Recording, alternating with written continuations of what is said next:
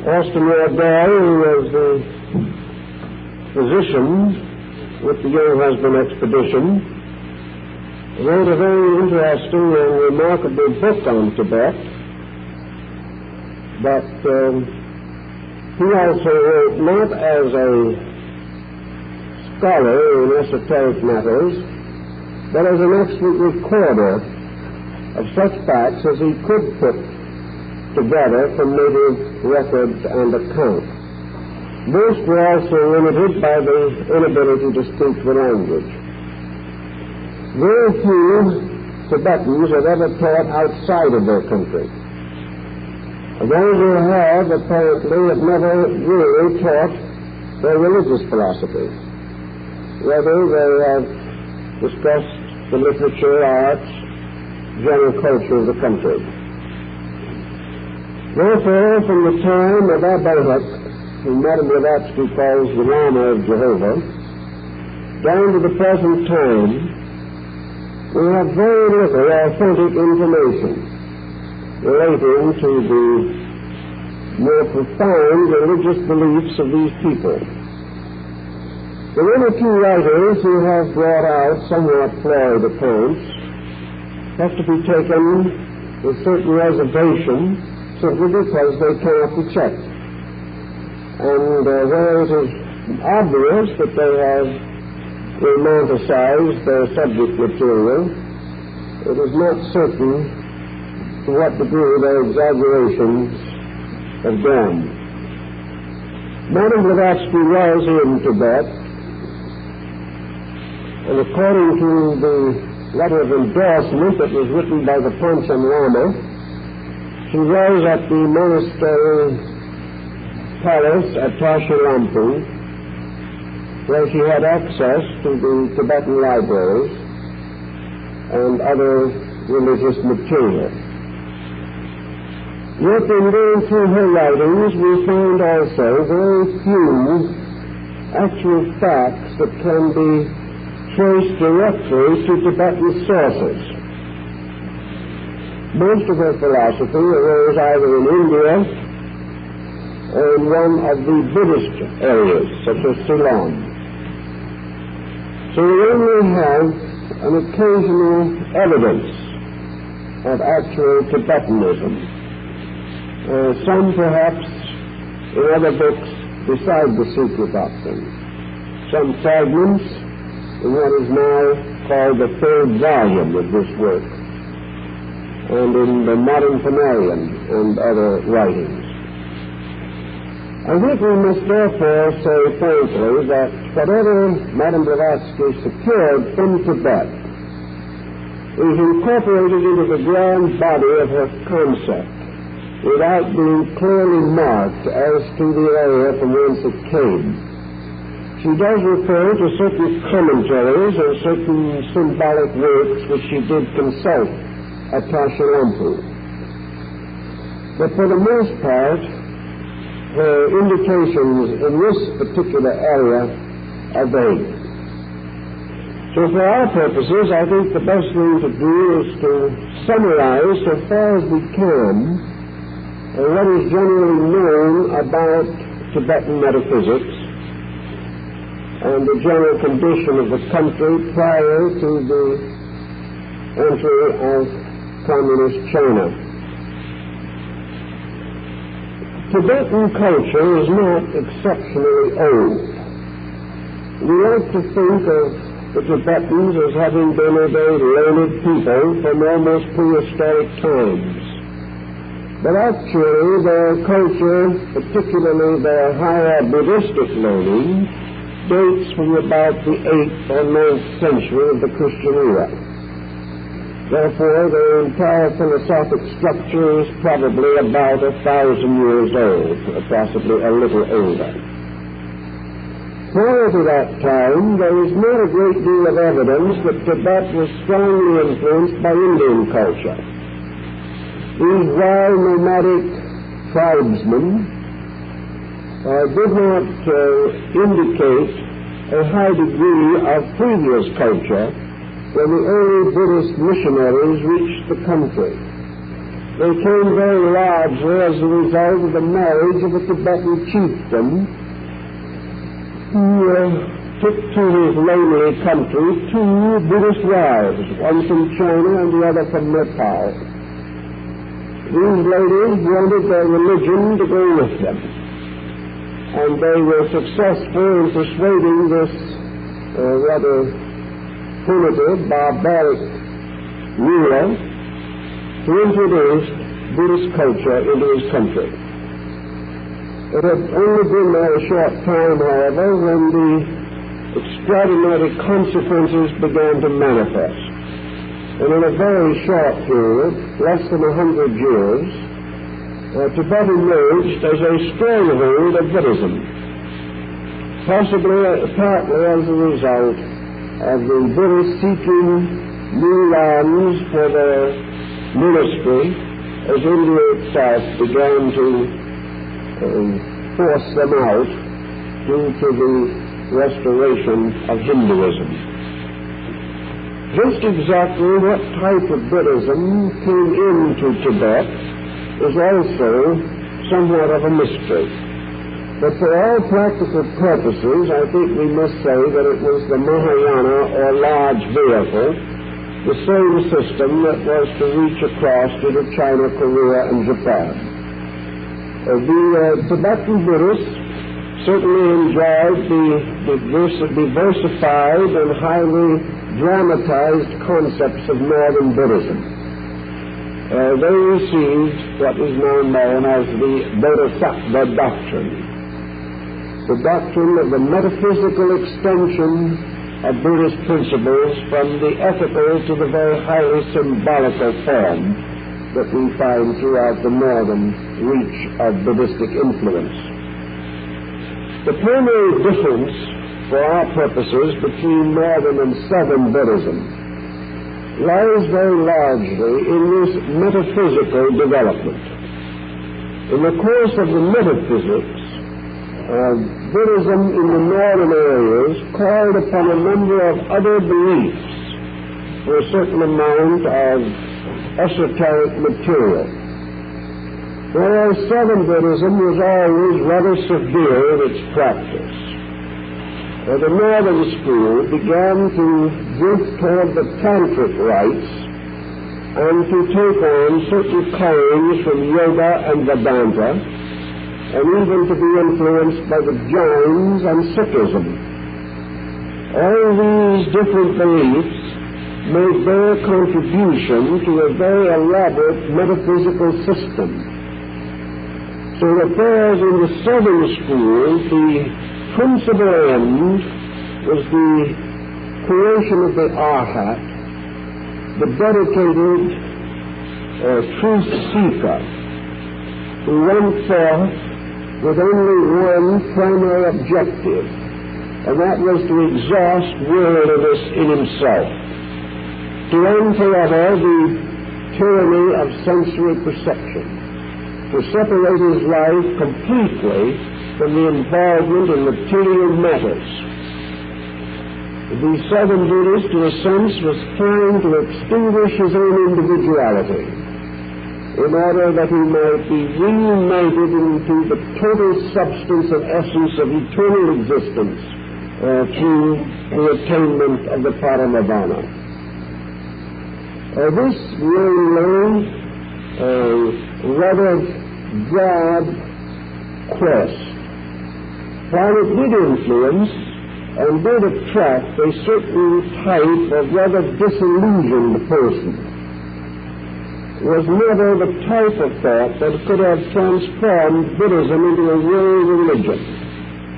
It was too much like German intellectualism. And in that we find, of course, that today the principal exponents in Europe of the southern school of Buddhism are the Central European people, the intellectuals, who feel that emancipation from all believing is a step in the right direction.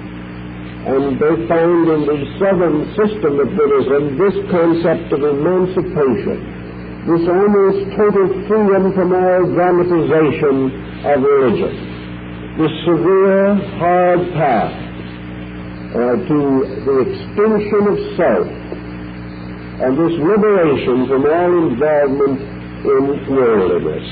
It is a sort of monasticism which has always intrigued some, but never very many.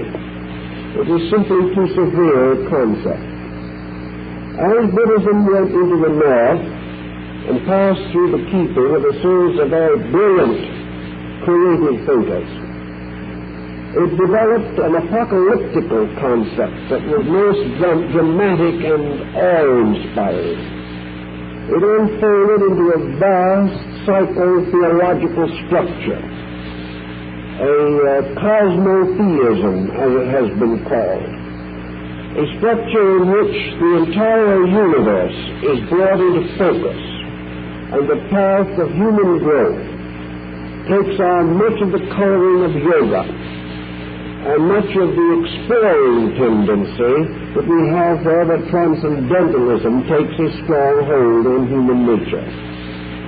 The Buddhism that went into Tibet, therefore, was highly dramatic, highly colorful, and probably suitable peculiarly to the barbaric nature of the people.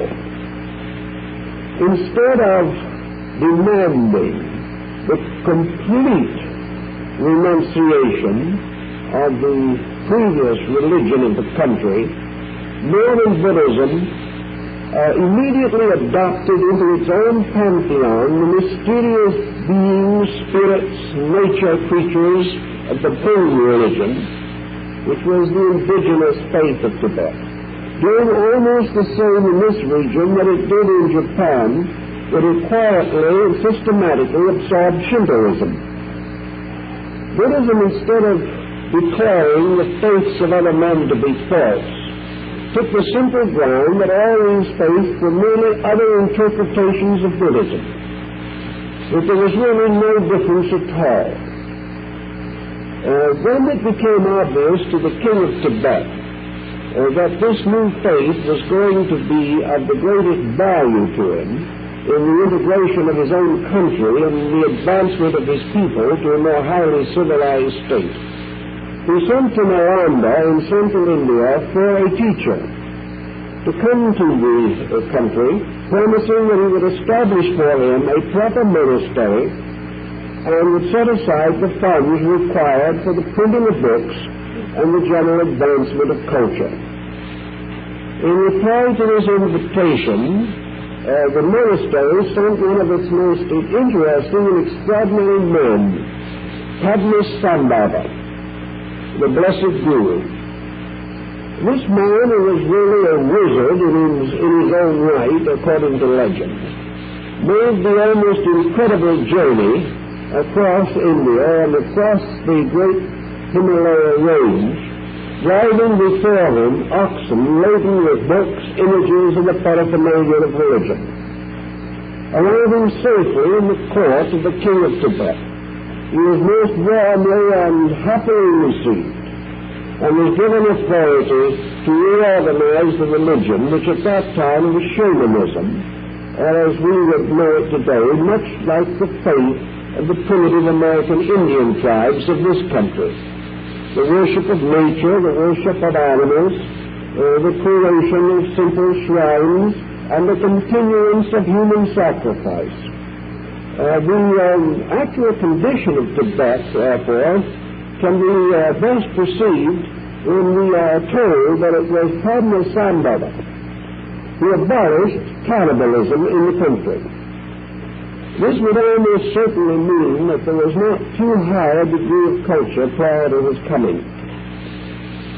We are also informed that with the mysterious double-headed thunderbolt, the symbol of the god Indra, later to become one of the most important esoteric symbols of the higher Buddhist mysticism, Padmasambhava converted all of the demons, spirits, and monsters of the ancient Tibetan highlands, rescuing the people from their allegiances to evil spirits and to monstrous forms and ghosts, and transformed all of this hierarchy of elementals into good Buddhists who became servants and defenders of the faith.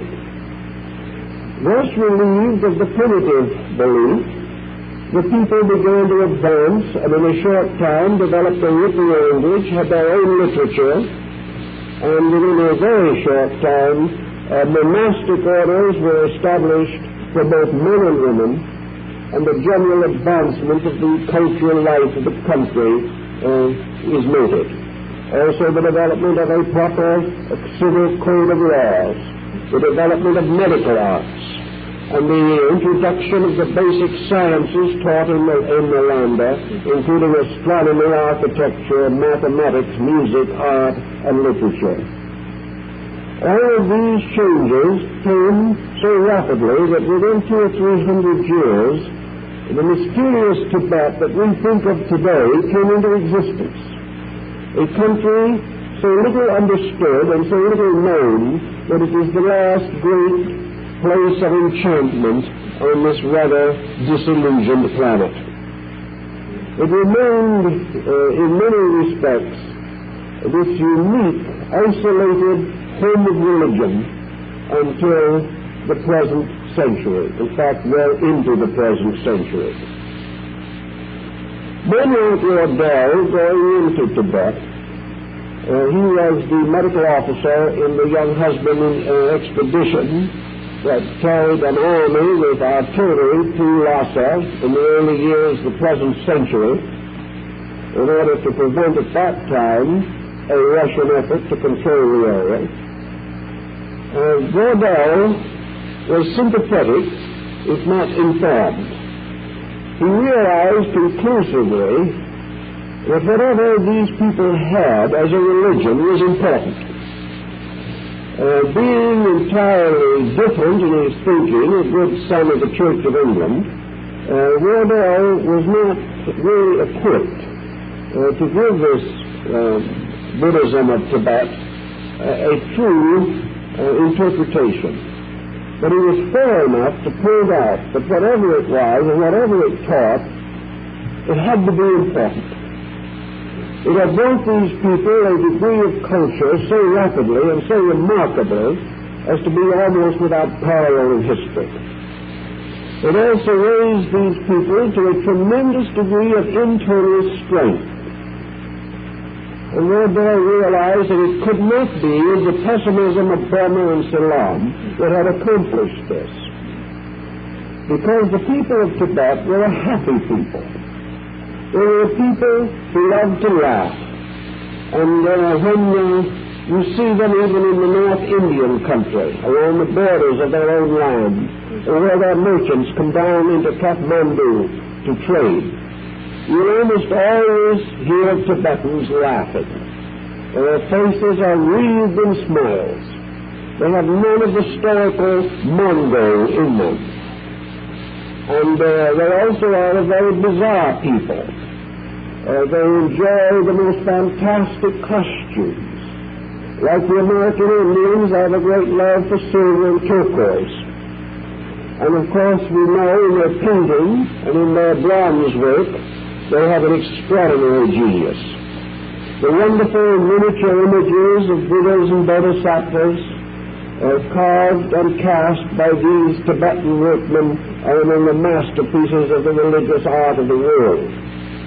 In spite of being a comparatively small country with a population never exceeding 2 million, Tibet has made a great many essential contributions to the general improvement of mankind, far more than we might generally think. In the development of their philosophy, the earliest contacts of Buddhism in Tibet led to the strong development of tantric thinking. Now, tantra is something that is hard for us to really accurately define, but it is a form of Oriental transcendental magic. The Tantra is a philosophy of spells. It is a philosophy of mantras and mudras, a philosophy of symbols and mandalas, mysterious designs, secret rituals, profound initiation rites. performed in very strange and unworldly situations and environments. The only great temple of Tantric Buddhism outside of Tibet at the time of our day was the Lama Temple in Peking, which also had the honor of being the residence of the only reincarnate Buddha outside of Tibet at the time of the freedom of China, before the present Communistic Party took over. The Lama Temple in Peking must therefore be regarded as a more or less normal example of Tantric symbolism. It was a perfect riot of incredible imagery. I went through the temple many years ago, and there was scarcely a square inch of wall or ceiling that was not adorned with friezes of dancing images, strange multi-armed and multi-headed creatures.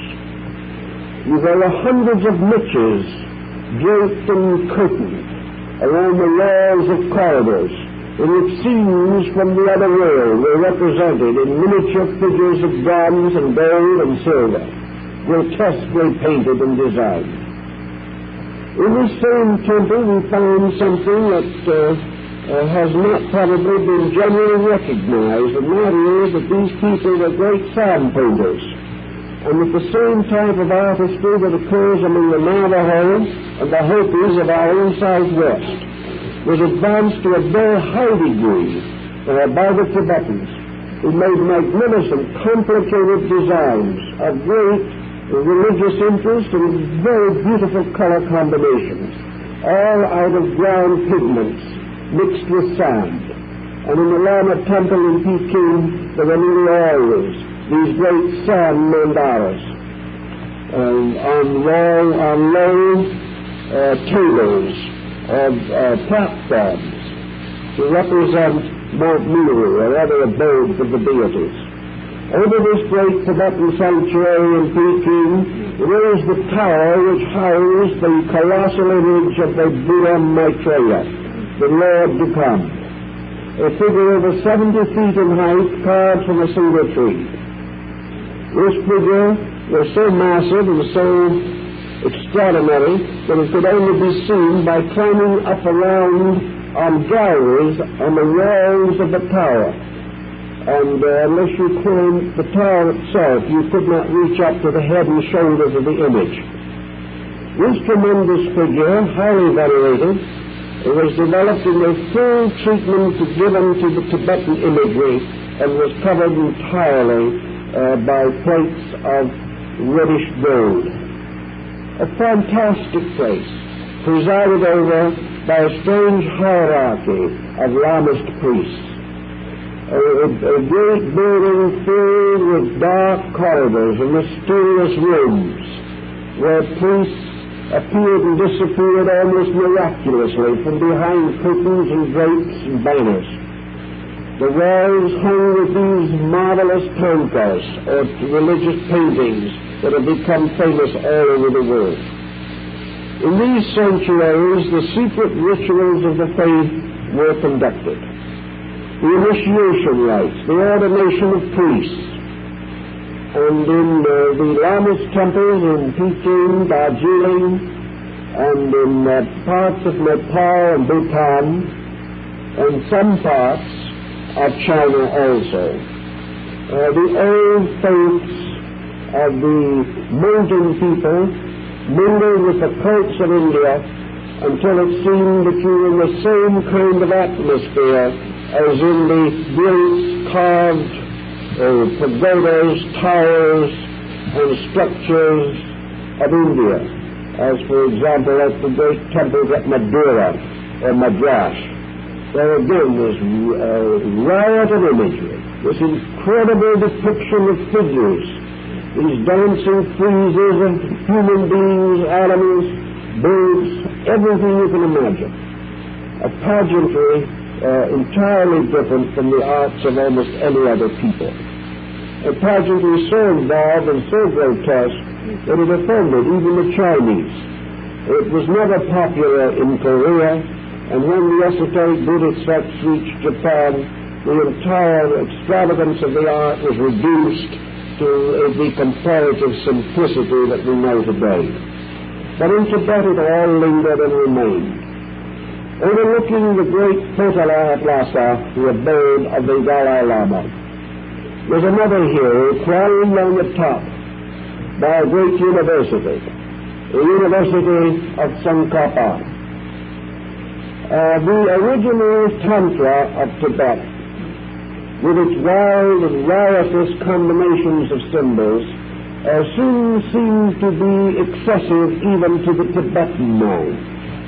And there arose in the country itself a reformer, who has been described as the Luther of Tibet, Tsongkhapa. This man was evidently a very devout and very sincere person, opposed spiritually and ethically to the extravagances of the previous faith. And he set himself the task of purifying the religion that had come centuries before from India. So successful was he that he overthrew the power and dynasty of the Black Hat Lamas and established an entirely new order of Buddhism in Tibet. It was a very much more simple, orderly, quiet, scholarly approach to the mysteries of religion. And in honor of his scholarship and in honor of his contribution, the great center of spiritual culture in Tibet was named for him and dedicated to his memory. And in the midst of it is his tomb. The story of Tsongkhapa and what he had to contribute to our situation may be somewhat worth summarizing, although there is no real reason to go into the details of it.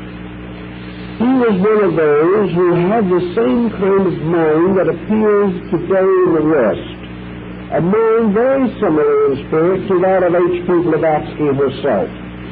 What he was searching for was the substance beneath the shadow, the reality under the rituals, the meaning beneath the elaborate symbolism.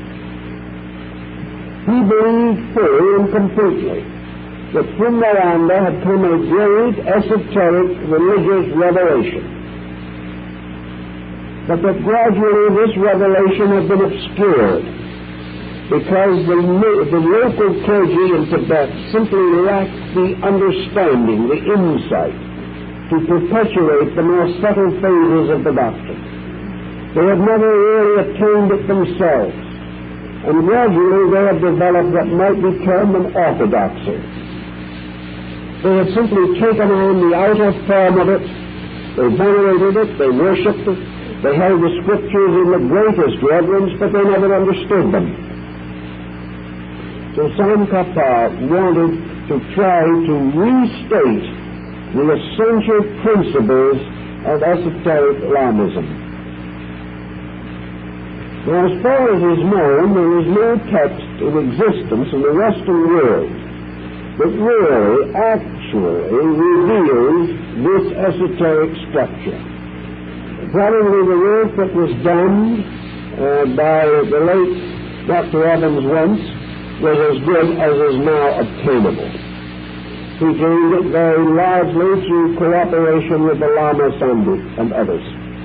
But at the same time, he is not in a position, or was not in a position, to delve into the deeper phases of Tibetan thought. It is a way that has been left to us because really no one cared, and now the situation is in such poor condition that there is some question as to whether it can ever be restored. There is, however, some discussion now that Tibetans in exile may attempt to put together the story of their culture in some way that will be available to generations to come, that we may be able to restore what we can of the ancient way. At least we should have the knowledge, we should know what it was all about, in the effort at least to become powerfully conscious of the extraordinary beliefs of these people. It is strange that a comparatively small group, a minority sect in any sense of the word, should have developed so complete and extraordinary a system of culture. We usually think that great religions accumulate, and that unless a faith has 100 million or 200 million followers, it can scarcely have attained its majority. It cannot have matured the tremendous internal potential. Here is a faith that never was numerically important, and yet it did develop a complete system of art, a complete iconography, perhaps one of the most complicated ever devised. It developed its own philosophies, metaphysical systems, its various symbols and emblems, with its remarkable skill and extraordinary creative imagination. And somewhere among these ancient mountains, there were certainly some original thinkers of outstanding ability, great interpreters of wisdom and philosophy. I think we may say that in harmony with Tantra and with other mystical sects of India, from which the stream undoubtedly originated, that the Lamaism of Tibet is essentially a system of yoga. In other words, that it is very largely based upon secret disciplines for the development of the spiritual centers in human bodies and in the consciousness of man.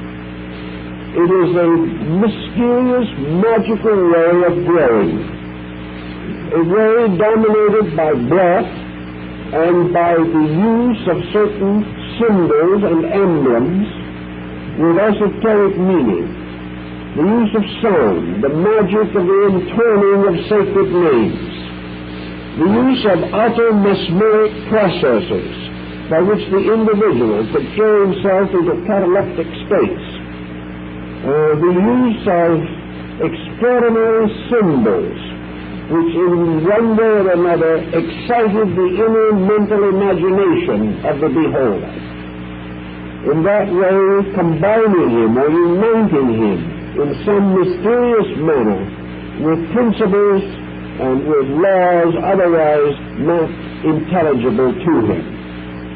In this pattern, of course, we seem to be coming very close to the basic concept of most ancient religions. Pythagoras, visiting Egypt, said that he saw in the temples there all of the deities represented by geometrical solids, through the contemplation of which certain reactions were aroused within consciousness. Therefore, I think we must assume that the entire symbolism of the Tibetan imagery is archetypal and is very carefully calculated to produce a particular and special effect within the consciousness of the Tibetan people.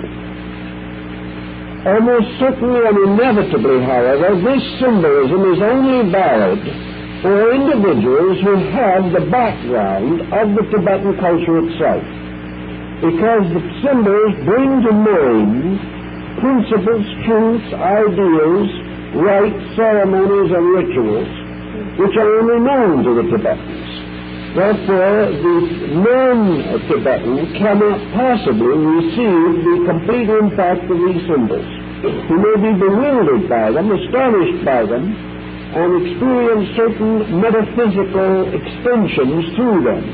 But their true meaning is for those who have been brought up in the philosophy, who have studied it all their lives and are fully aware of its deepest meanings. Tsongkhapa, for example, certainly gave to the people a wonderful system of medicine. He was a scientist of skill. He taught not only physical therapies as we know them, but all kinds of magical and magnetic forms of healing. The graduates of his college in near Lhasa were certainly persons who possessed an understanding of medicine totally different from that of the West. And in some cases, of course, Western learning was obviously superior. But in other cases, there is much to indicate that there was much more psychological depth to the Tibetan system than we have ever been able to evolve here in the West. The great systems of psychotherapy, of soul culture, of health from within the individual, these were developed in these mysterious and remote areas. One reason, perhaps, why the Tibetans were able to accomplish as much as they did was their isolation. Isolation has a tendency to mature a civilization from within itself. The isolated culture must depend upon itself for survival. It cannot enjoy the labors of other peoples. Western man's civilization has been built up by constant contact with other people. Western culture has descended from a long stream of previous achievements. We are benefiting today from Greece and Rome and Egypt and Persia. We are also benefiting at all times from the discoveries of other culture groups of our own period. Thus, we are not able to say with certainty to the degree we are indebted to Germany or Italy or France or England for advancements in all types of learning.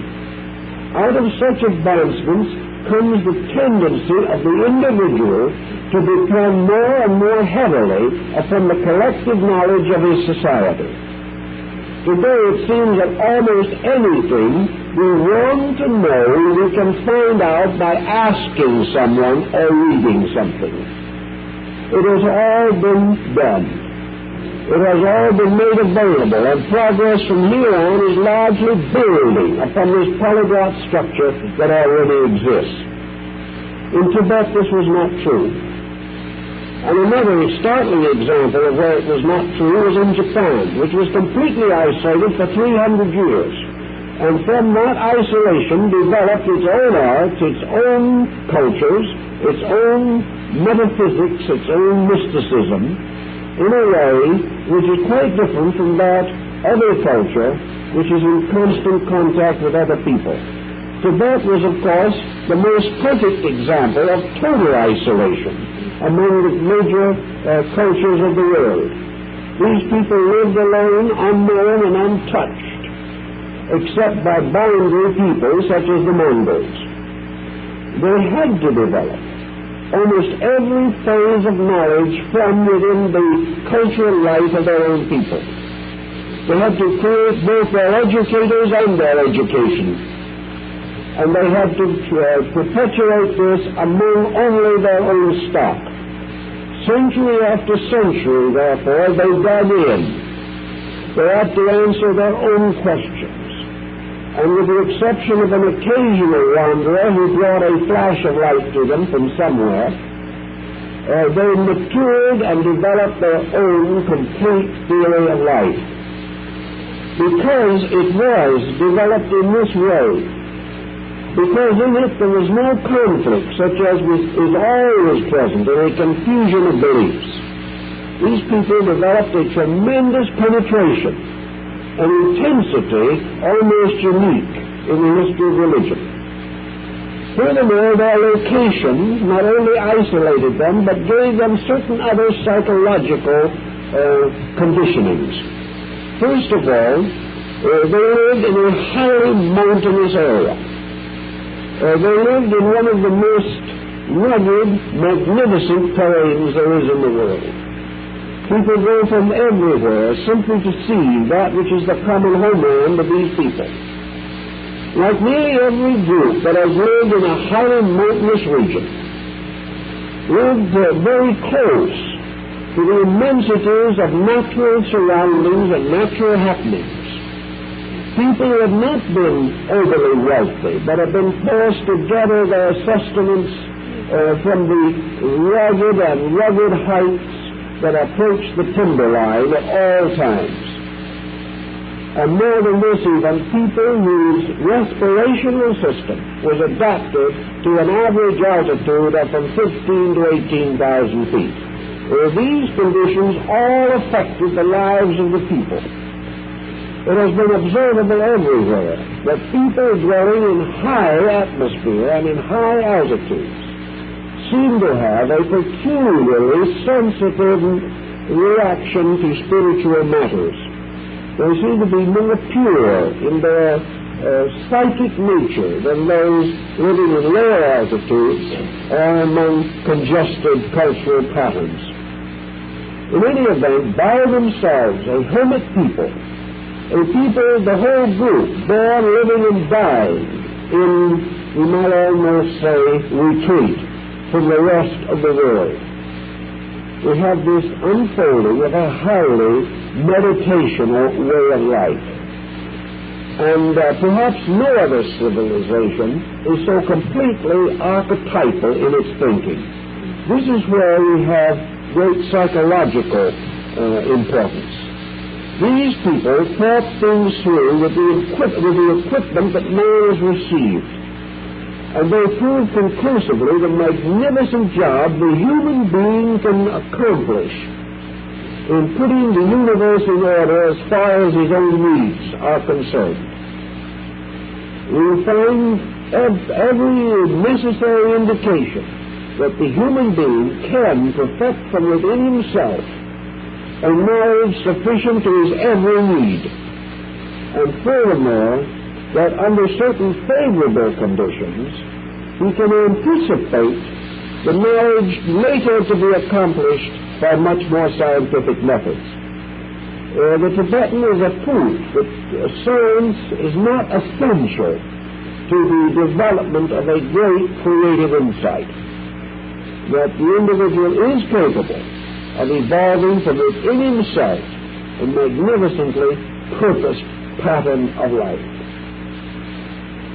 In the northern area, in the Tibetan group culture, we also find a very advanced form of philosophy, a philosophy which binds itself to the thinking of India and China, a philosophy that is extraordinarily mature and wise in a great many ways.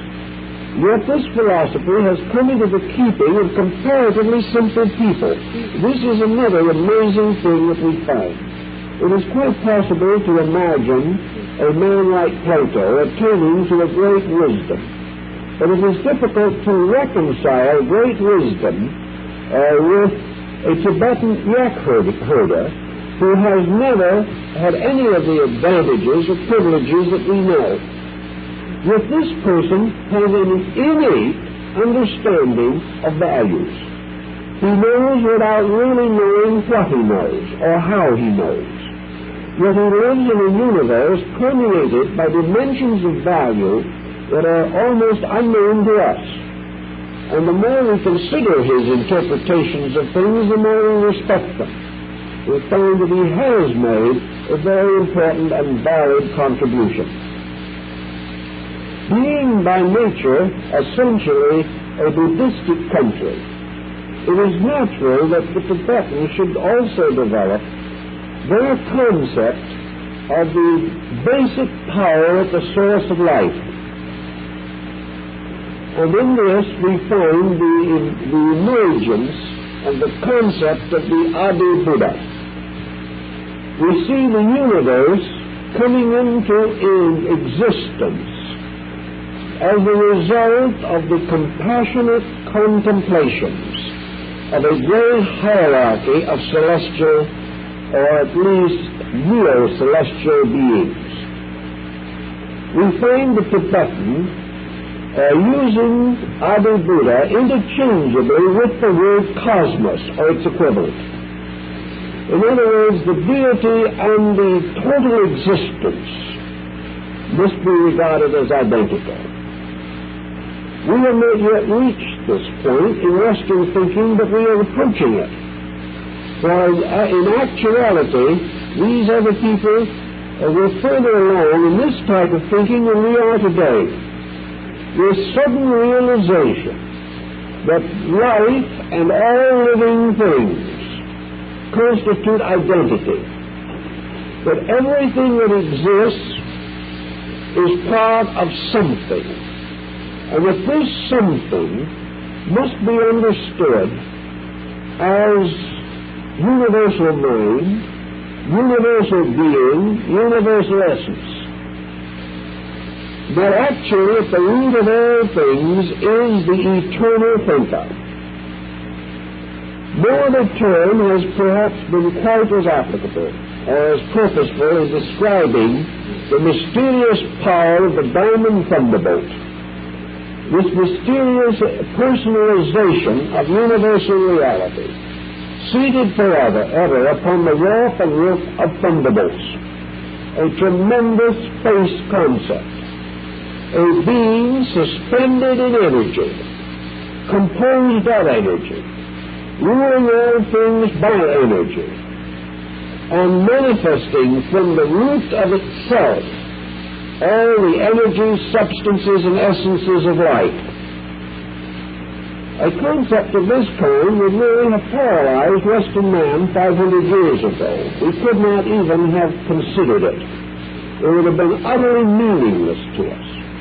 Yet the advancement of science has revealed to us the universe of energy.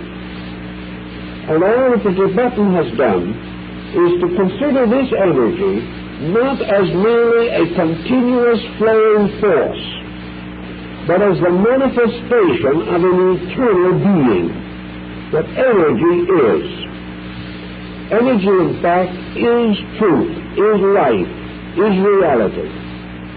And this energy exists in every type and form conceivable. Because of its vitality, we have consciousness, we have emotion, we have thought. This same energy keeps planets in their orbits, keeps the sun blazing in the heavens. This energy regulates the seasons, contributing to every phenomenon, from the mystery of cosmic light down to the smallest reproduction of a microorganism. There is only one eternal energy, and this energy is a fabric, is a substance, a woven together of forces. And while it is totally invisible, it sustains everything. And because of this energy, things cannot fall apart. Nothing can collapse. Nothing can for one instant die. For there is no way in which any living organism can be actually, ultimately separated from energy. And this energy then becomes the subject of the eternal contemplation of the Tibetan mystic. How is he to understand it? How is he to bring it within the rationalization of his own consciousness? How is he to use it to explain all of the mysteries that emerge from itself? What is in this energy? And how is it to be explained and defined? Can it be analyzed? Or must it be simply accepted? The Tibetan, looking for an appropriate symbol or emblem for this energy, creates the figure of a great seated Buddha in meditation, a being crowned with the attributes of rulership, a lord of the wheel, a king of the cycle, a being, however, which remains forever immovable.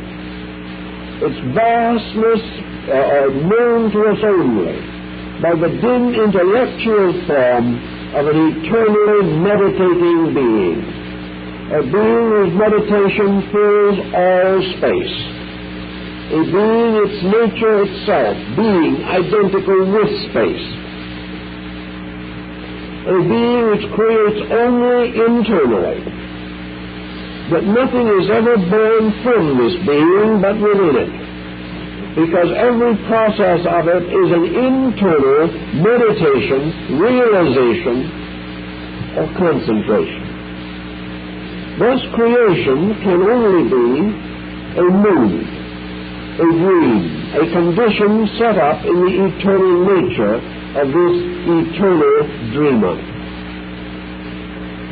This meditational nature not only indicates the divine attributes, but it also indicates man's journey to reality. If everything in nature is essentially introverted, if everything ultimately and finally lives within itself, and all that appears to be without itself or outside of itself is merely a series of dreams or images or impressions derived from sensory perception, then we come to the conclusion that we can see other things, that we can understand only ourselves. We can be in communication with other beings, but all purposeful endeavor has to arise only from within ourselves. The only thing we can possibly do for each other is to help each other to discover themselves, not to discover ourselves. All divine processes, therefore, consist of moods set up in infinite consciousness. And this infinite consciousness is a substance, an essence, a principle, a life. It is whatever you want to call it. But intrinsic in it, and part inevitably of it, must be everything that emerges from it. And the first thing that emerges from this consciousness itself may be said to be the pattern or the grand plan of things. Therefore it is assumed in Tibetan philosophy that the eternal thinker envisions within its own nature all that will be produced therefrom, visualization being the basis of what we call creation. Creation is actually bringing forth things in the mind. And because cosmic mind fills all space, it is perfectly conceivable to us that things have a space existence. But while they seem to exist in a space location, they are actually existing in a mind condition. As a result of this type of philosophy, it becomes further obvious, as the ancient tantric system so clearly set forth, that everything that we know is mental magic.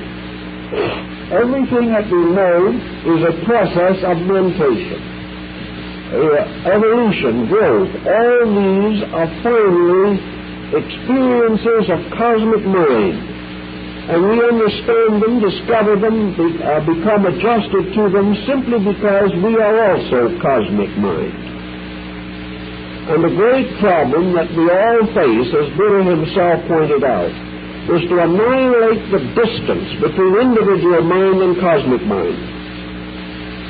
Therefore, growth actually represents readjustment with the cosmic intelligence or consciousness itself. Tantra, Yoga, Vedanta, all of these systems are systems of reconciliation or realization, systems which depend for their validity upon their ability to bring the individual back into relationship with the eternal mind. The use of human mind as a bridge to unite the personality of the individual with the universality of truth itself. Now, this is quite a concept for people living in these wild areas with a cultural background that to us appears little more than barbaric. Yet it was essentially the basis of a tremendous inward experience. This experience of the individual creating his own lonely road, so to say, from phenomena to the luminal state of things, from things as they appear to things as they are, from not being to being, from not essence to essence. This tremendous journey, the journey which alone seemed important, the mysterious science of sciences, which alone seemed to hold any solution to the problems of mankind. In this, of course, the Tibetan is quite orthodox in his Buddhism. And I think we have to realize that in this area also, Madame Blavatsky found a great deal of supporting testimony in the Trans-Asian metaphysical theory. We have, for example, in her writings, the clear evidence that she believed in what might be termed a secret doctrine about life. Now, what this secret doctrine really is, if she was inspired by Northern Asiatic thinkers, this esoteric system is all involved in this extraordinary process of universal thought. Yoga is simply a phase of mind culture by which the individual seeks to rescue the intellect from isolation and restore it to identity with cosmic mind. Almost every type of esoteric culture that we know for the regeneration and improvement of man has to do with this journey inward to the substance of truth itself. So that we have in theosophy, and always have had, this realization that is essentially Buddhistic, namely that the individual must achieve union with reality, yoga, through the gradual liberation of consciousness from bondage to illusion of all kinds, as this illusion exists in the world of generated things. In other words, man, to find reality, must outgrow that which is not real in every aspect and phase of his being. He must realize, as the Eastern thinker has always realized, that the total reality which he seeks is not to be found in phenomenal existence or its relationships. It is not to be found in the world of seeming, in the world of things interpreted by our own objective faculties.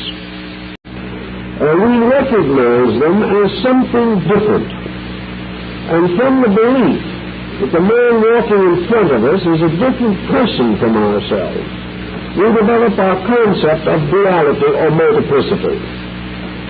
Gradually we extend this multiplicity through every area of our existence until we come to the conclusion that life is an infinite number of separate existences, an infinite concatenation of unfolding lives, each of these unfolding lives individual and special in itself, each one in a strange way separate from all others, and having only one means of communication. That is, by means of the phenomenal sensory perceptions or extensions of body, by means of which we appear to be in contact with each other. Yet we have discovered from our own experience that no matter how closely we bring these bodies together, we never create unity. Forms always remain separate. Attitudes remain separate. Sometimes in our generosity of thinking we can share our thoughts with others. But it is impossible for any human being to say with certainty what is the basic thought of another human being.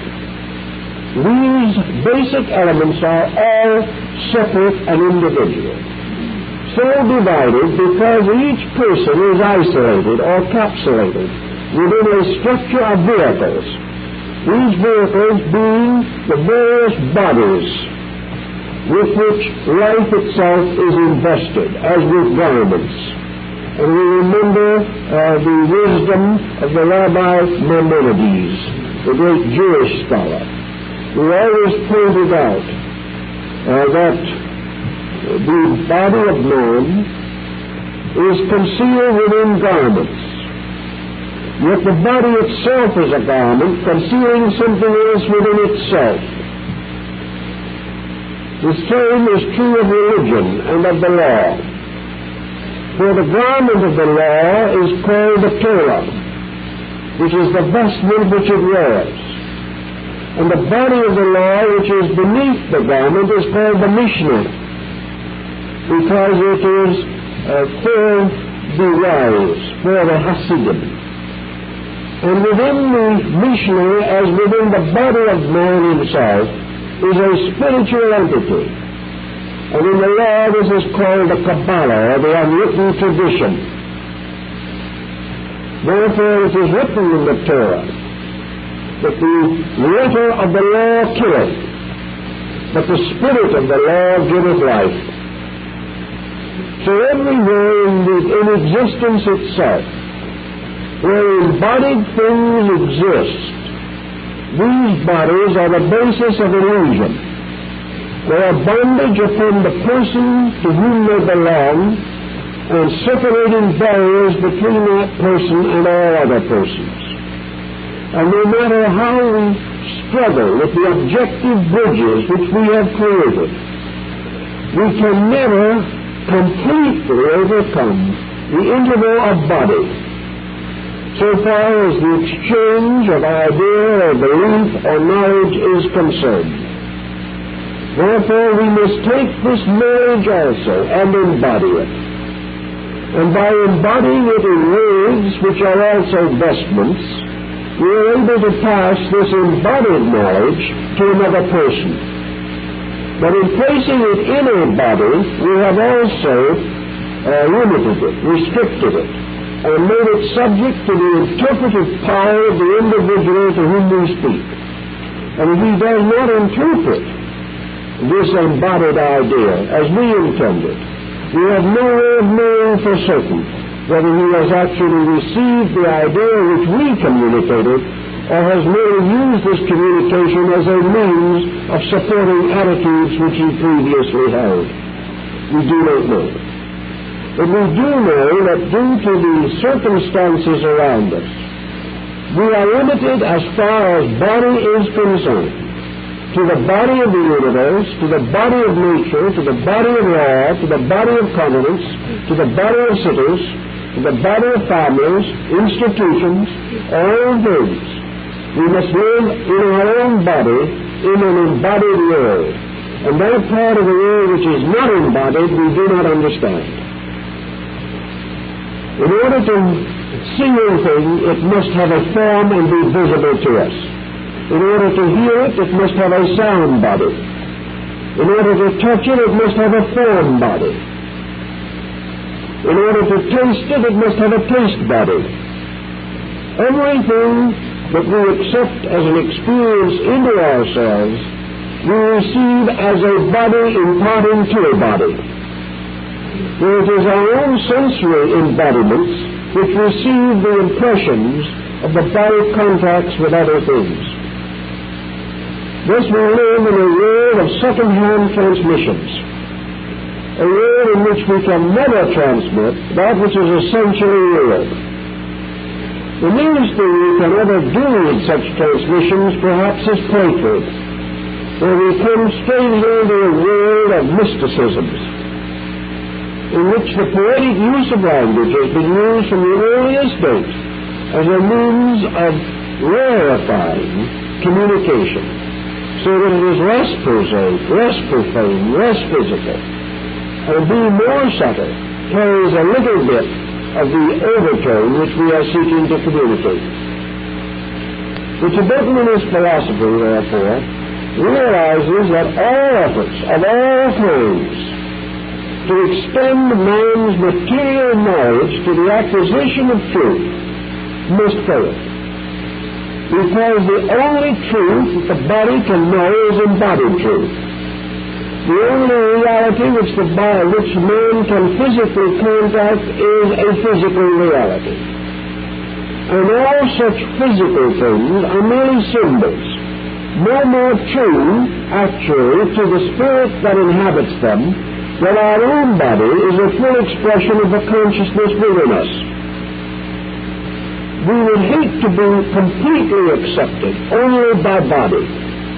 We would desire at least to be accepted for our thoughts, for our communications above a physical level. We are also, however, surrounded by an infinite number of forms with which we cannot communicate, in which our only knowledge is that of their bodies. Such forms are animals, birds, insects. Such forms are comets, suns, moons, and planets. These cannot speak to us. Therefore, they have no way of appearing except through the eyes. Sometimes we may hear certain sounds that they make, as Pythagoras heard the music of the spheres, and we can hear the song of birds. Therefore, we have this means. This communication is not actually conclusive so far as show and experience is concerned. Thus, we are surrounded by innumerable bodies that are inarticulate, or have dimensions of sensory expression beyond us, so that we are not able actually to contact or understand them at all. The Tibetan takes all these inarticulate bodies, takes all those mysterious forms which we seek to understand, and places them on his altar as a series of extraordinarily designed figures. Each one of them the letter of an alphabet. Each one of them the picture of a reality. Each, in a sense, a three-dimensional representation of a power-dimensional fact. Now, the purpose of this pageantry is first of all to cause the human being to develop a new attitude towards the explanation or discovery of the meaning of things. It becomes obvious that the only way in which we can find out what these great truths mean is to become totally receptive to them. No longer to inquire, but to be still and permit the natural processes of our own consciousness to reach out and solve the mystery without the help of the mind and without the help of the emotions. This, to a sense, therefore, represents the discipline of higher yoga. It is to know without permitting the various sensory perceptions to condition knowledge, for by conditioning it, they destroy it.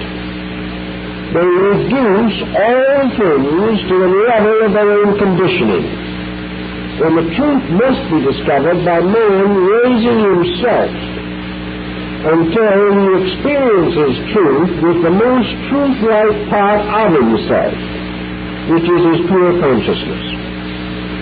Eastern philosophy has always assumed, therefore, that there can be a transmission in pure consciousness.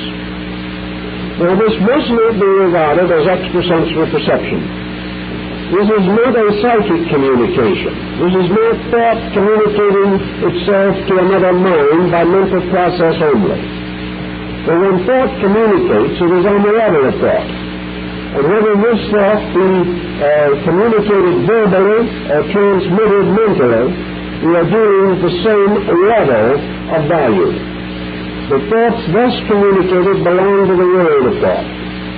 But what we are seeking for belongs to a world that completely transcends thought.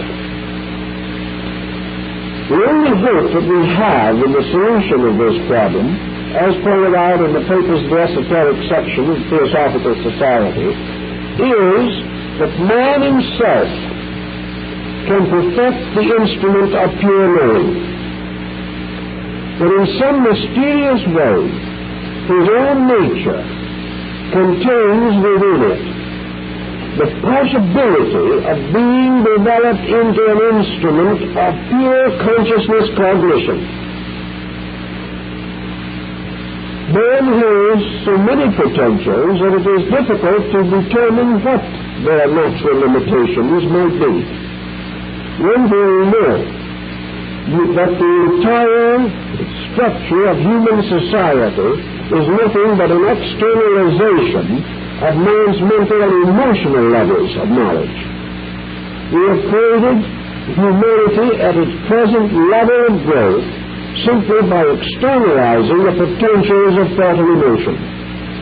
We still have further to go in this if we wish to externalize them completely. But although we have not exhausted their potential, we are beginning to question their validity. We are beginning to realize that we cannot trust our own thoughts and emotions, and therefore we cannot trust the society they create. If our own thoughts and emotions were infallible, they would produce an infallible society, but they are not. They represent merely a series of stabbings at reality. They are a blundering after something, but never catching it. They are a motion, a thirsting after reality. But in this case, the thirsting, as Buddha points out, is ineffective. We are thirsting after a conditioned state. We have preconceived what we want. We think we know what we are going to find. And by this previous decision, we invalidate the process itself. Because actually we have no idea what we are going to find.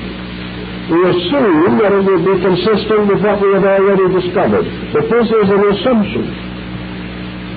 The reason why it is an assumption is that we are assuming that processes that are not mental will produce the same type of knowledge as processes that are mental. And that which is discovered by consciousness will merely be an extension of that discovered by mind. This is not necessarily valid. We have no reason to assume that this must inevitably be true. So in our yoga and in our development of this type of thinking, the whole of our ancient learning, especially in Asia, was aimed first of all at trying in some way or other to discover the facts of things. The reverse procedure to the one with which we are familiar. Western man has built on trial and error, hoping that in the end he will attain to the knowledge that he needed in the beginning. The result of this is that he has built a civilization by trial and error, which has been mostly trial and a great deal of error. We are now trying to defend the most primitive of our notions. It is as though we appointed, or had appointed at some remote time, a group of small children to make our laws, and then for the rest of eternity bound ourselves to obey these laws. We have tried to assume that out of the gradual process of evolution, we will ultimately attain a condition in which we may achieve security. But in the process of so doing, we simply destroy ourselves time after time, wipe out culture after culture and civilization after civilization, because each of these proved inadequate. And man himself must continually outgrow the arbitrary limits which he placed upon his own growth. Easterners started out with an entirely different concept, and this is really probably the key to East-West relationships psychologically. Eastern man at a very ancient time decided that the most important thing in the world was to discover the fact. What is truth? If we cannot know it completely, we must know enough of it so that we will not build from the beginning a culture entirely contrary to it. Now it is obvious that when we ask for such a situation, when we ask for realities, when we ask for truth, we are asking for the most valuable and precious and difficult of all things. We are asking for the highest type of genius of which man is capable.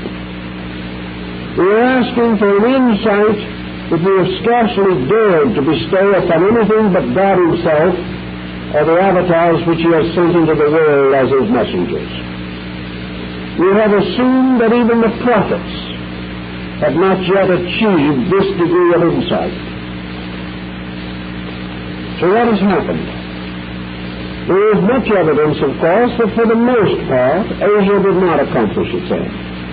It did not discover these tremendous realities in a manner that was practical or useful.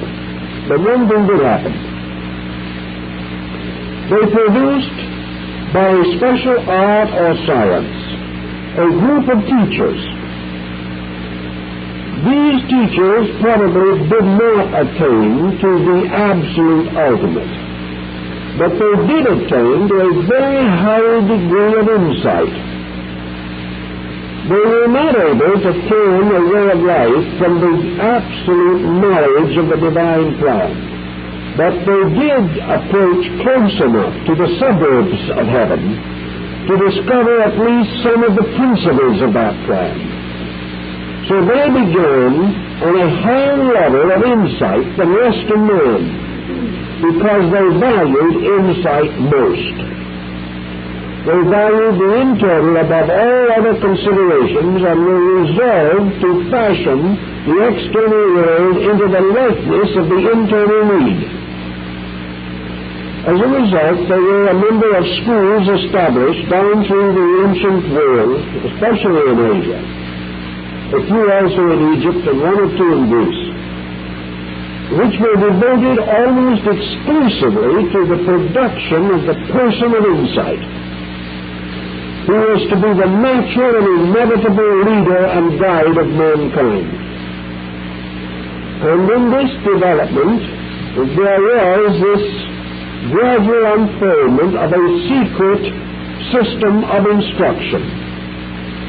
Secret because it was concerned with an end or goal opposite to that of the average person. Man wanted success in this world. This was exoteric knowledge.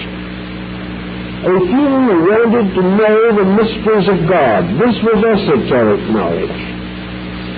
But the ancient pointed out that just as surely as man could build a vast structure of material knowledge to satisfy his curiosity concerning the material world, so he could likewise evolve within himself extraordinary inner arts and sciences for the satisfaction of his spiritual curiosity concerning truth.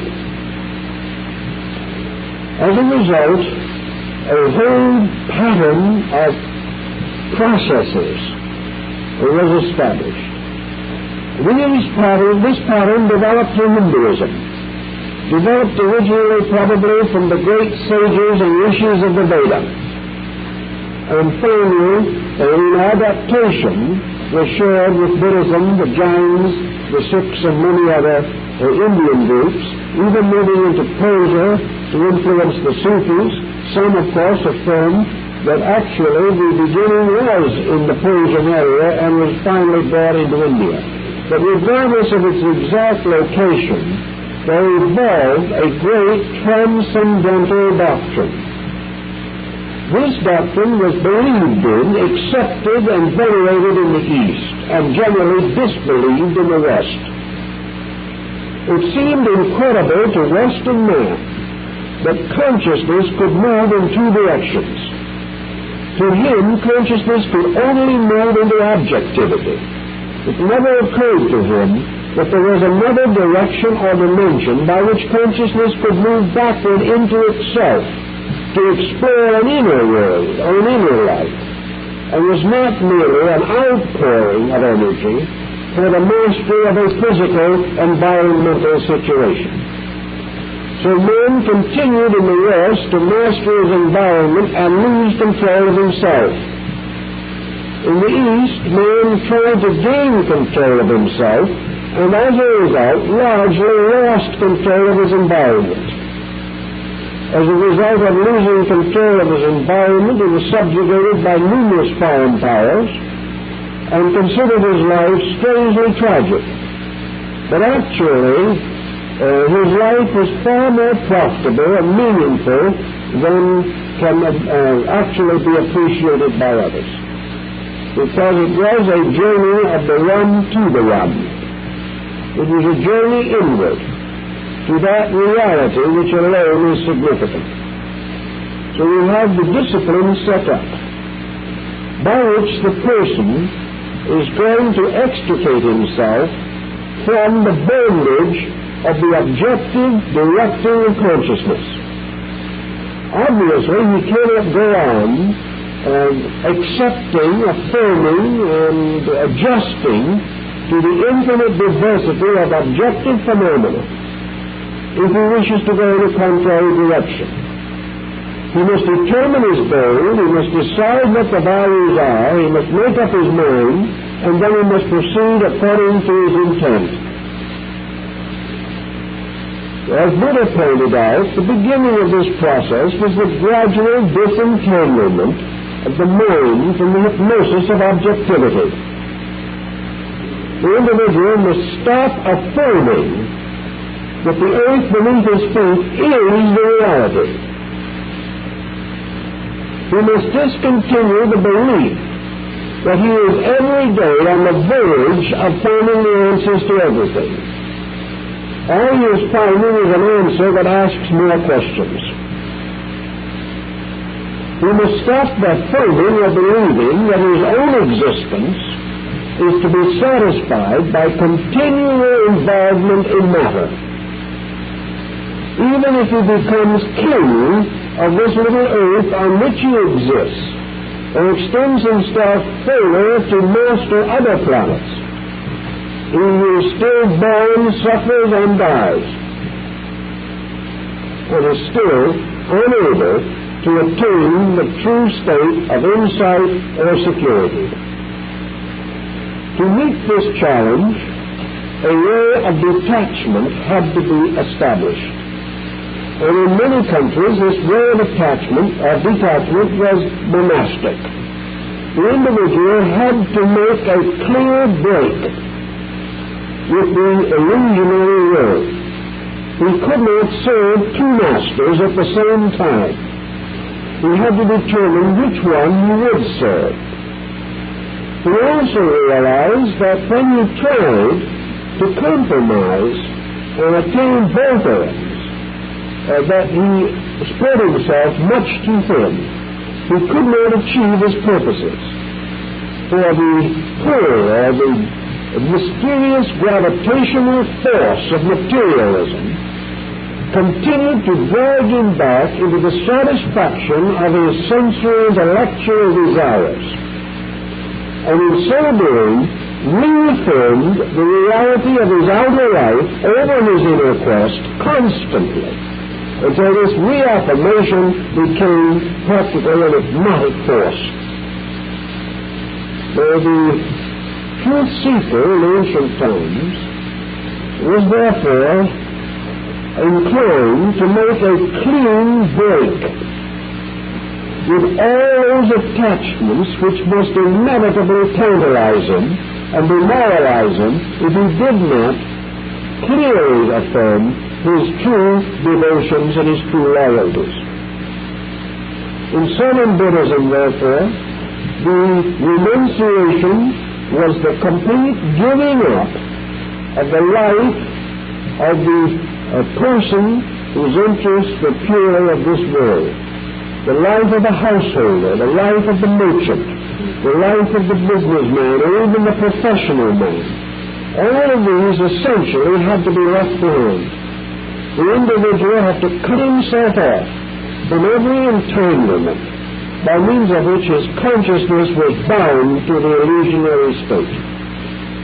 He was not strong enough to be constantly in the presence of temptation and not be tempted.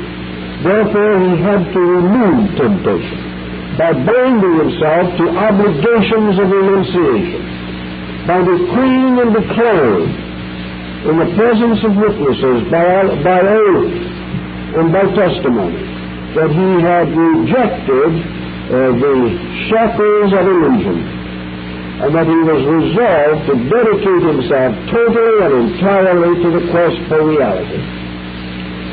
Once he had achieved this complete severance, he then had to begin the process of bringing his body into servitude.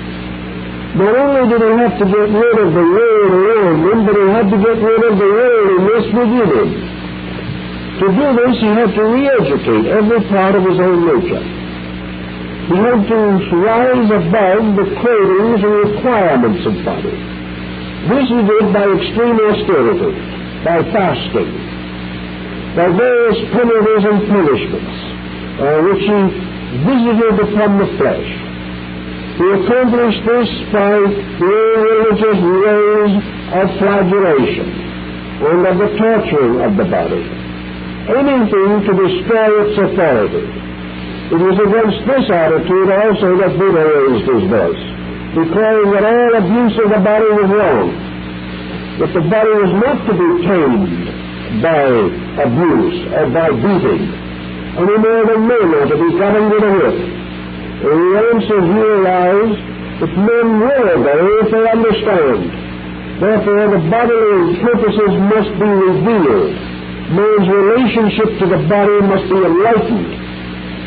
He is not intended to destroy the body. He is intended to make proper use of it. Therefore, in yoga and other systems, the gradual bringing of the body into line with the purposes of consciousness has to be achieved. The body must learn to attain quietude. The person must learn to relax the nervous system. All agitations of emotions and thoughts which disturb the quietudes of the body must be overcome.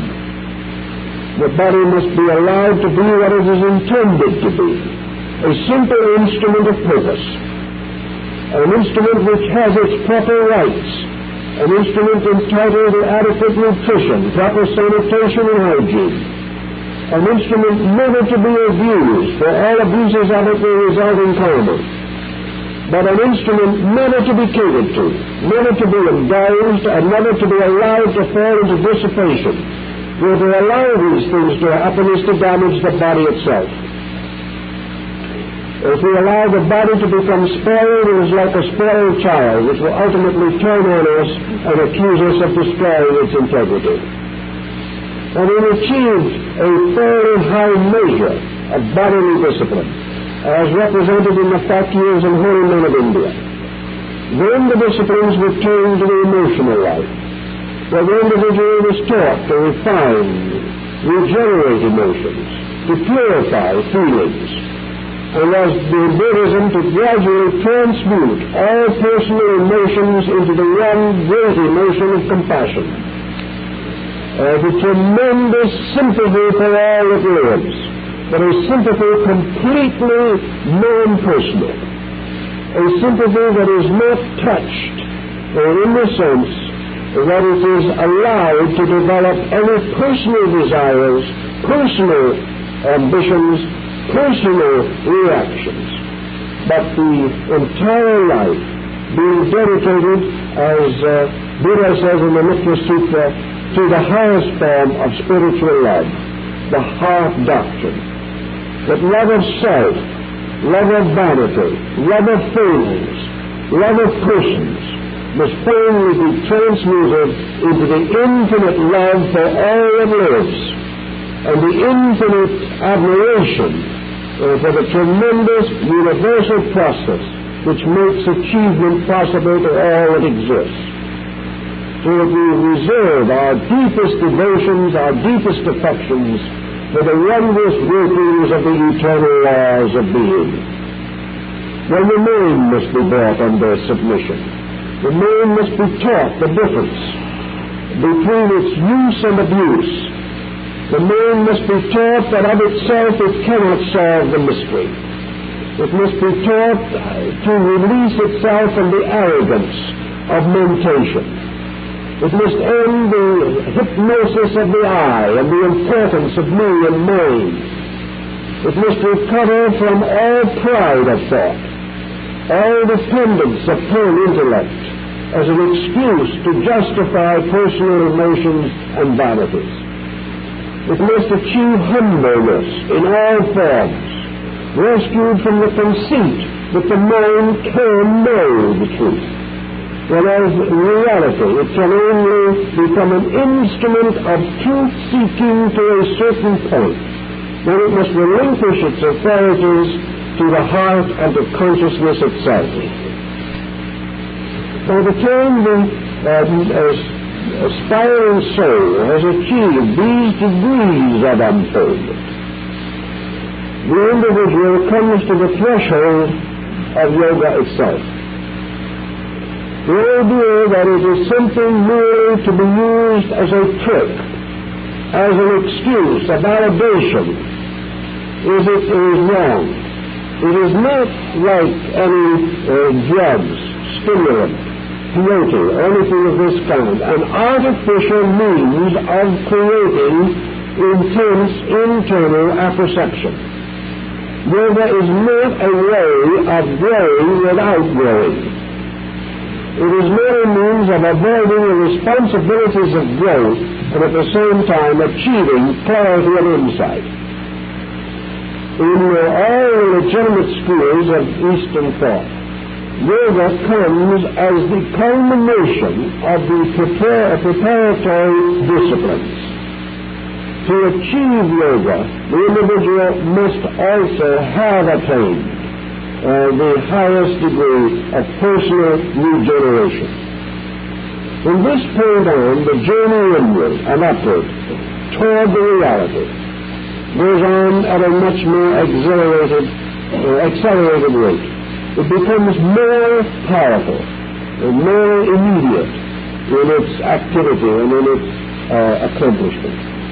But your Tibetan philosophy is built on this, that there is this road that leads to identity with reality, that this road can be walked by man, and that the great patriarchs, the great Buddhas, and the Bodhisattvas are the ones who have walked this path and have become the elder brothers of mankind by, in one way or another, transcending the limitations and restrictions which have been placed upon the average person by his bodily pressures. The Tibetan joins with other Asiatic peoples in the acceptance of the Bodhisattva obligation. In other words, the entire theory involves the multi-life concept, not a single embodiment. The growth of man as a conscious spiritual being, a growth which may be against the stream of the common development of the average body of persons. This growth, which is learning to go upstream against the current, it begins with an obligation taken to the self, an obligation that cannot be taken lightly, an obligation which represents the factual dedication not only of the person's life, but of all coming lives, to the end of time, dedication to the attainment of truth. Not to become a vessel of truth, but to become identical with the substance of truth. Once the obligation has been taken, the great processes of growth go on. But the individual in whose nature the Buddha seed has been planted is presumed to be reborn again and again with this dedication, until finally, in the fullness of evolutionary procedure, this dedication impels the consciousness to the life of the Arhat, impels the achievement of the Bodhisattva state, and finally leads the being to the full liberation through Buddhahood. This concept, of course, constitutes a kind of ladder, a ladder of ascending steps. This ladder was actually taught and appreciated, so far as we can learn, by the members of the great university at Lhasa. They had to do with this substance, this recognition of a secret art or a secret science of regeneration and rehabilitation of consciousness.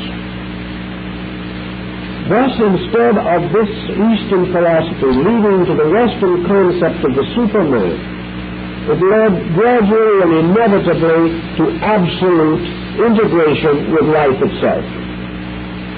This is why in the West we seemingly are desperately afraid of quietude. We fear that if we relax, this tremendous momentum of effort by which we seek to achieve will slow down and we will finish in frustration. In the East, however, the whole concept is to slow it down. That this tremendous momentum that we are trying to build up is meaningless. It is only destructive. Because it is a momentum that cannot lead anywhere. There is only one answer and one end, and that is science. The only way in which we can ever attain the reality we seek is through the complete relaxation of ourselves. The complete ceasing of the personal makes possible the revelation of the impersonal. To the degree that the individual ceases completely to be bound by human limitation, he approaches divine insight. So in yoga and all of this type of discipline, the most important thing is to maintain absolute internal tranquility. If this is lost, all is lost. And the individual becomes the Dagpa or black magician. For the moment higher knowledge is related in any way with selfishness, we have the most terrible of all perversions. We have the corruption of the divine. We have therefore the unforgivable sin, the sin against the Holy Spirit. Actually, of course, Esoteric Buddhism does not actually represent or recognize ultimate annihilation by sin. But it does recognize that voluntary and intentional perversion of spiritual power constitutes the most grievous fault which the individual can commit, a fault which must be expiated by great suffering through various cycles of later embodiment. The individual must attain this higher degree of purification and maintain it. In the 80 sections of the Sacred Doctrine, the Cosmogenesis sections especially, we find the concept of the evolution of the universe from infinite mind. We see step by step the unfoldment of hierarchy. We realize that very largely this entire concept is derived from Northern Buddhism. And yet we have to be a little careful lest we overlook the fact that even these great stanzas of esoteric symbols are themselves actual symbols. Every one of them represents something else. Every word of the story of the creation and evolution of the universe has many meanings. Most of all, it has a meaning of inner experience to the individual. We cannot accept even these most choicely chosen words literally. Always we must search for their inner content, their meditation meaning. We must seek for the mystery of what these words mean if taken into the completely tranquil consciousness of a totally accepting spirit or heart. This is why in the ancient rituals, for example, screens were set up to divide the sanctuary into certain rooms. These screens were ornamented with the figures and symbols of regions of space, and within these symbolical temporary tent-like structures, the various rituals were conferred. Every ritual being itself only a symbol of something else. Every word, every device used, every implement and instrument, having no actual substance in itself, but always having a meaning beyond itself. It has to be this way, otherwise we would be attempting the spiritual by means of the material. If any of these implements were factual, if any of the rituals were actually as the words expressed them, then we would be in the position of being able to communicate reality by word or by symbol, which we cannot do. We can actually communicate only a basis for meditation. Each conscious being has to take this symbol into himself, discover its meaning, explain it in terms of his own need, of his own expanding awareness, and woe to anyone who believes that because he has passed through a certain ritual, he is now in the possession of some choice spiritual property. He is not. He is only being given a figurative representation of a mystery. The very ritual of which he is experiencing is a mandala. It is a drawing, a painting, an image of things in themselves utterly invisible. Things to be known and experienced only within his own consciousness. The only journey that we can therefore recognize is the one that was also sensed by the Neoplatonists, who may have been influenced by modern Buddhism. We are not sure about this. But certainly the Neoplatonists of Alexandria did possess many of the same essential principles or secrets. The whole problem consisted, therefore, of bringing the person, first of all, to an immediate experience of something transcendent. Thus, in the sanctuary, in the atmosphere, among the reiterations, the mantras, the chanting, the strange and unfamiliar symbols, the mysterious, tantalizing sounds of the ancient religious music, with strange, deep, shadowy clouds of incense, and through it all the voice of the initiator, communicating in his way and according to his understanding the great rituals by chant, by liturgy, by every means available. The purpose of this strange, involved, complicated, spiritual theatrical was to give the initiated person some glimpse of something beyond the commonplace. And here again the magic was also skillfully used, because these ancient priests and even their present descendants knew more about the vibratory harmonies of the body and of the mind and of life than one is dreamed of in our philosophy. And they were seeking definitely to create within the neophyte a temporary, momentary exhilaration by which he might have at least a slight experience of consciousness. They wanted him to feel consciousness moving within himself, awaking from the sleep of ages. They wanted him to be aware that he possessed powers to know, different from the common and familiar faculties. And the only way that he could ever know this is to have it happen to him. No amount of instruction could truly convince him. He might be impressed, he might affirm, he might believe, but it was not this that was sought after. The thing that was really desired was that the individual had the actual feeling of an extension of consciousness. Plotinus describes that this happened to him among the Neoplatonists, that he himself, on a few occasions during his life, was for an instant picked up and carried into the consciousness and presence of his God. Pyrrhus describes the same experience in the Metamorphosis, how through the very wonderful combination of every scientific means available to the ancient hieroglyphs, the neophyte was able to glimpse something of this region beyond. The same thing was attempted less successfully in China by the Home Society or the Association of Heaven and Earth. The candidate had to experience something, not merely symbolically pass through the ritual. He had to know, for example, as a personal experience, that this ritual was symbolic, not factual, that beyond it was something else.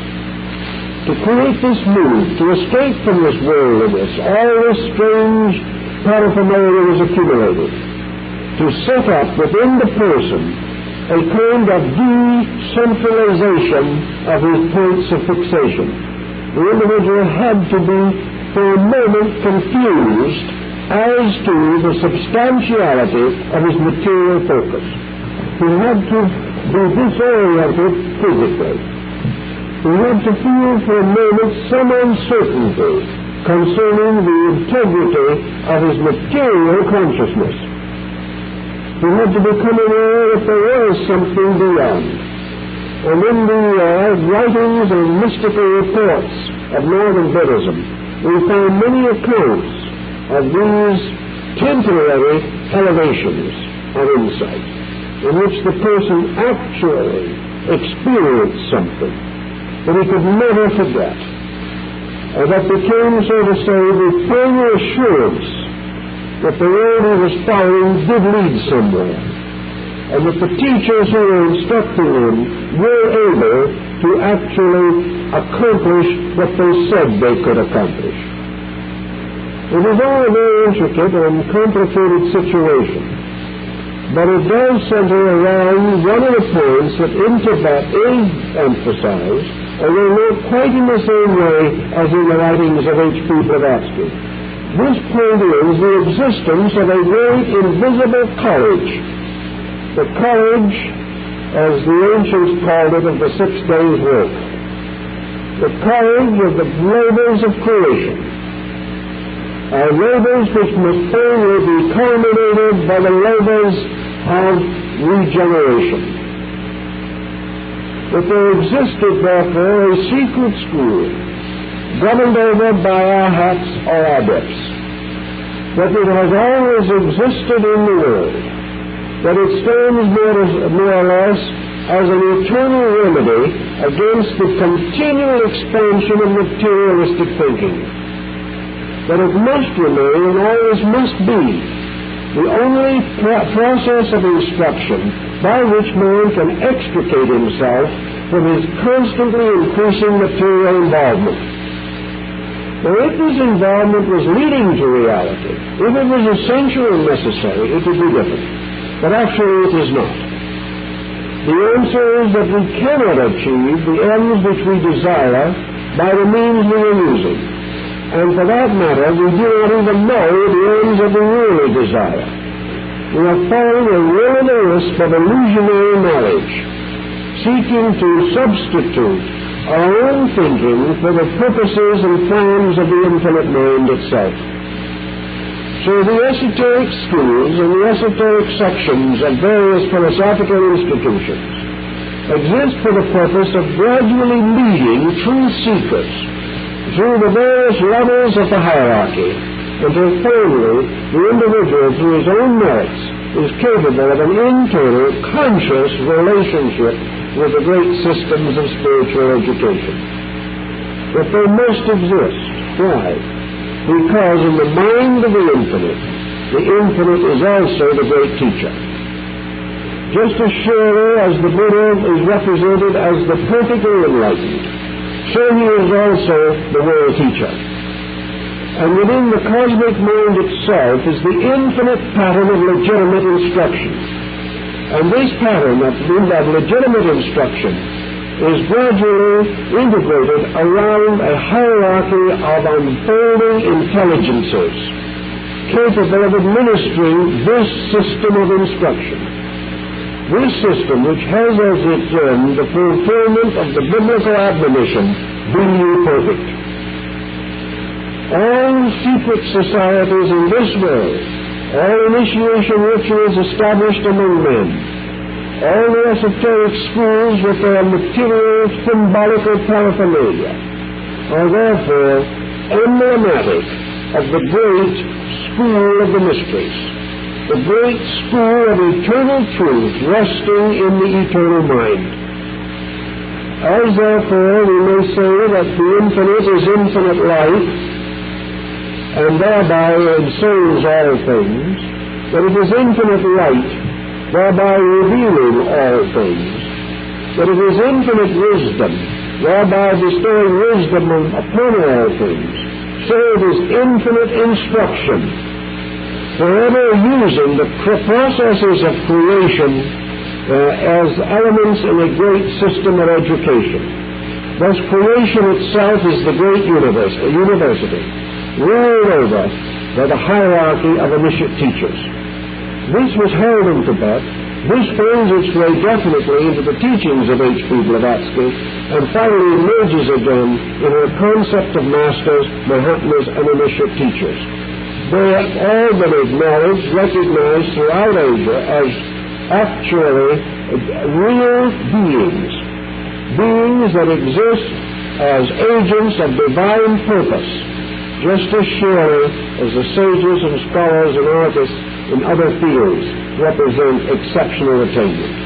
As man can produce only one Michelangelo or Leonardo da Vinci in a century, as we can produce only one great musician in a generation, as we can produce only one great philosopher in 1,000 years, so in the course of our evolution, certain beings, certain unfolding intelligences achieve to a very exalted degree of insight and become the initiated bodhisattva teachers of their fellow men.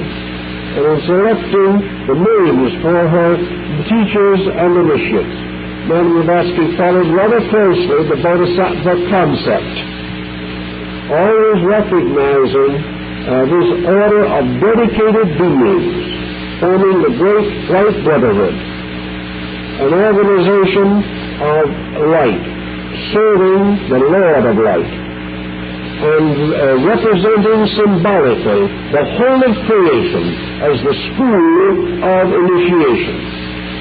This is the thinking that we do get a trace of in the Tibetan system.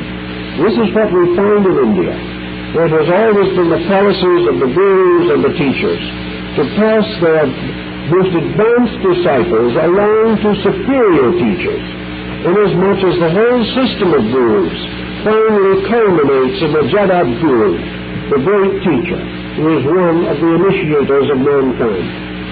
So all these processes are to be found in esoteric philosophy, and they are also to be found in the imagery, artistry, and mandalas of Tibet. And to these degrees, I think it is obvious that H.P. Blavatsky was influenced by Tibetan philosophy. Well, our time is up, so that's all we can do at this time.